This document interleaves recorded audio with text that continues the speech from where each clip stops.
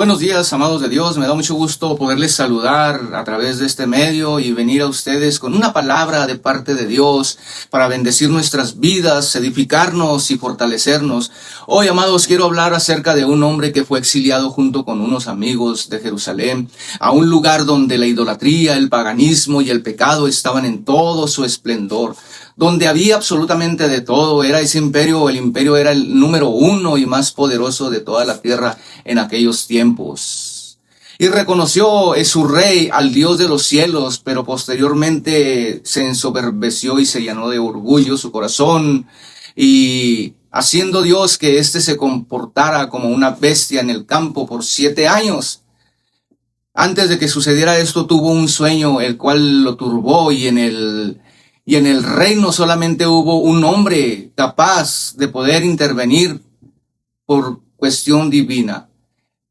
Le reveló el sueño su Señor y su interpretación, y así salvó la vida y las casas de los brujos, de los hechiceros, de los adivinos y de los encantadores. Este hombre llamado Daniel, al cual después le cambiaron el nombre por Belsasar para que perdiera su identidad, no hacía nada, mis amados, sin orar primero al Dios de los cielos, al Dios de dioses y al Rey de reyes. Daniel no actuó por capacidad humana, sino porque reconoció que hay un Dios en los cielos, el cual, sabes, revela todos los misterios. Y en esa misma línea de pensamiento, creo con todo mi corazón y convincentemente que el mero acto de orar a Dios no es un acto meramente humano, amados, porque la carne no se somete a lo divino, a lo celestial, ni tampoco puede, así dice la Escritura en Romanos.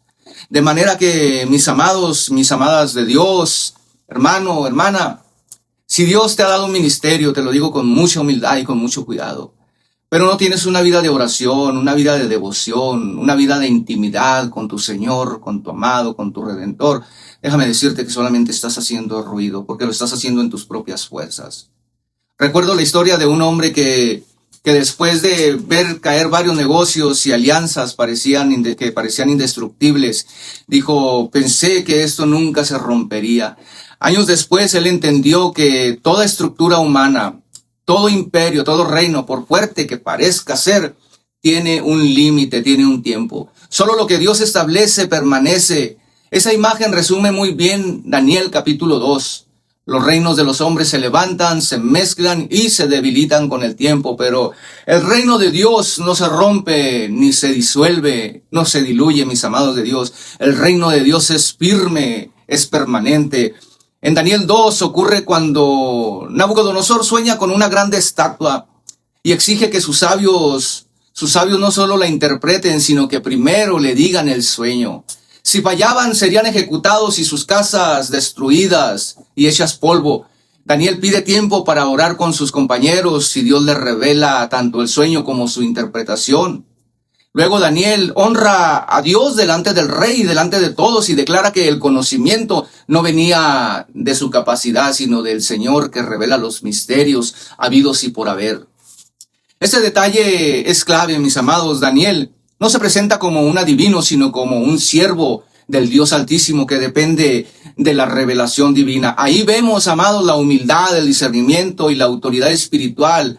Y al mismo tiempo también lo vemos. El versículo 43, para ser exactos, habla del hierro mezclado con barro o arcilla. Una imagen, amados de Dios, de debilidad dentro de un reino aparentemente fuerte. La idea central de que esos reinos intentaran unirse mediante alianzas, incluso alianzas matrimoniales, pero no lograran una verdadera cohesión, unión. El texto muestra que hay una apariencia de unidad, pero no hay una unidad real y verdadera y permanente. Espiritualmente, esto enseña que el poder político, militar y diplomático no puede producir estabilidad permanente, amados. Los hombres pueden pactar, firmar o sellar un documento, pero si la base no está sólida, la unión se quebranta, se resquebraja. Aquí aparece el centro profético del pasaje. El Dios del cielo establecerá un reino que jamás será destruido. Este reino no depende de elecciones, tratados, ejércitos ni fronteras humanas. Hace por iniciativa divina y permanece por la voluntad de Dios. En el lenguaje del texto sagrado, este reino destruye a los anteriores y llena toda la tierra de su conocimiento y de su poder. Este versículo, amados, se conecta con la esperanza mesiánica. El reino de Dios no es solamente una idea espiritual abstracta, sino el gobierno soberano de Dios que culmina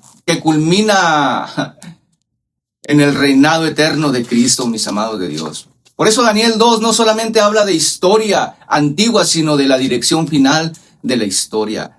Dios a nosotros ya nos reveló el final de la película, mis amados de Dios, y eso nos debe dar esperanza.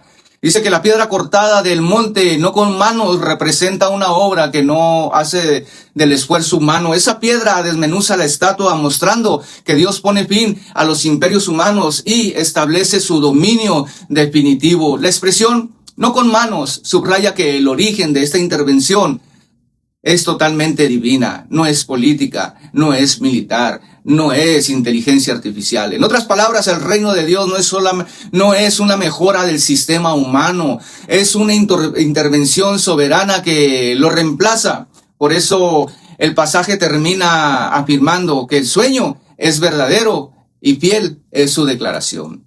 Daniel capítulo 2, versículo 43, enseña que los reinos humanos son temporales, cambiantes y son muy frágiles. Aunque parezcan invencibles por un tiempo, la historia confirma, mis amados, esa verdad. Babilonia cayó, los medos, los persas pasaron, Grecia pasó, Roma, Alejandro Magno pasó, y todo imperio humano tiene fecha de caducidad. Pero el reino de Dios, el reino de los cielos, no entra en esta lógica. Este permanece para siempre y eternamente. Aleluya.